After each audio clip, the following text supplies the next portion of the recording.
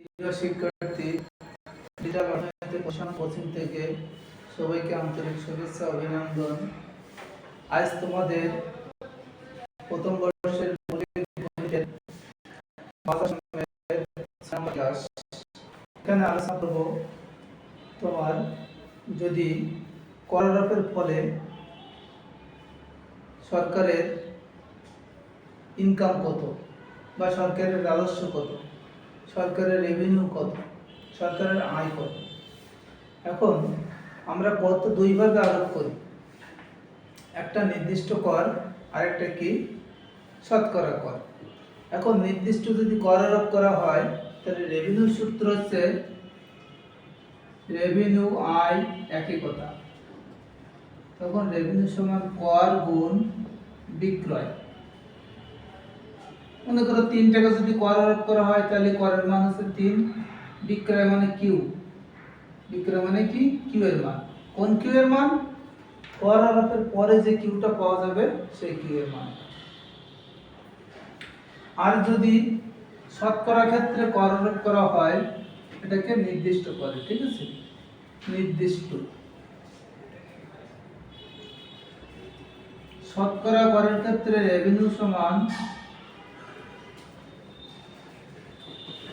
কর গুণ বিক্রয় গুণ দাম,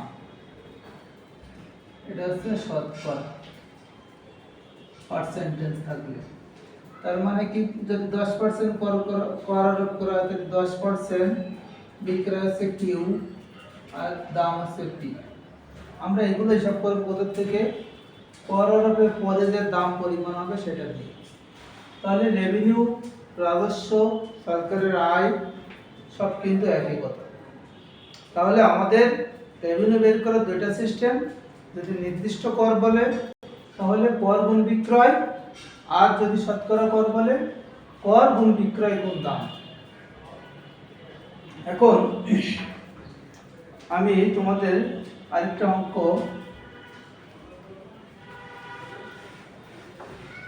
দেখাবো।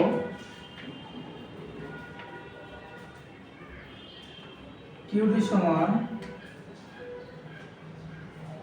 24 মাইনাস 2p আর কিউ এর সমান 7p মাইনাস 5।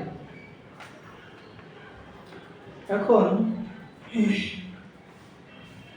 যদি বলে সরকার একক প্রতি 4 টাকা যদি কর আরোপ করে বা 3 টাকা যদি কর আরোপ করে তাহলে ভারসাম্য দাম এবং পরিমাণ কত হবে? তাহলে আমাদের কি করতে হবে? 3 টাকা কর আরোপ করলে নতুন যোগান অপেক্ষক হবে কিপ্রাম এর সমান 7 p মাইনাস 3 মাইনাস 5, তাহলে 7p মাইনাস 3 সাথে 21 মাইনাস 5, তাহলে 7p মাইনাস 26।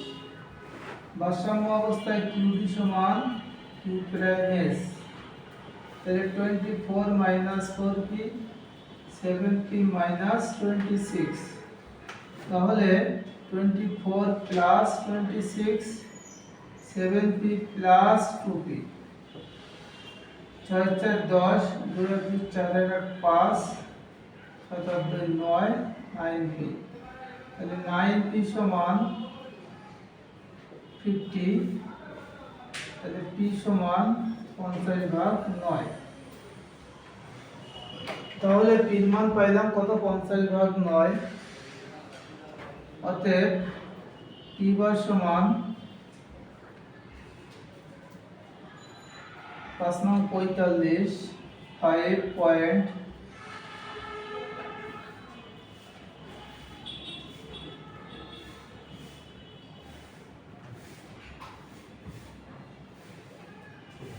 5.5 এখন p এর মান যদি চাহিদা অপেক্ষিত বসানো হয়, q সমান 24 মাইনাস 2 ইনটু 5.5, তাহলে 24 মাইনাস 11, তাহলে জায়গা থেকে 13। এখন এখান থেকে যদি বলে সরকারের রাজস্ব কত, তাহলে রাজস্ব সমান কর গুণ বিক্রয়। তাহলে কর মানে হচ্ছে 3 আর বিক্রয় হচ্ছে 13, 3 × 39 এটা। সবাইকে ধন্যবাদ। সবাই চ্যানেলটা সাবস্ক্রাইব করো এবং সাথে থাকো।